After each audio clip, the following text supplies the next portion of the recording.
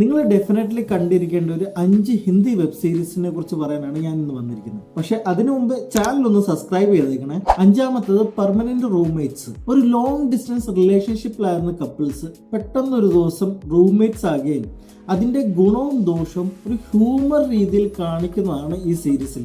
4ാമത്തെ tripling എന്ന് പറയുന്ന series ആണ്. കുറെ വർഷങ്ങൾക്ക് ശേഷം 3 സിബ്ലിങ്സ് ഒരുമിച്ച് നിർഭാഗ്യവശാല് റോഡ് ട്രിപ്പ് ചെയ്ത് അവരുടെ പേരൻസിനെ കാണാൻ പോവുകയും എന്നാൽ ഈ റോഡ് ട്രിപ്പ് കാരണം അവരുടെ ജീവിതത്തിൽ ഉണ്ടാകുന്ന മാറ്റങ്ങളൊക്കെയാണ് ഈ സീരീസിൽ കാണിക്കുന്നത്. 3ാമത്തെ മാംല ലീഗൽ ഹെ.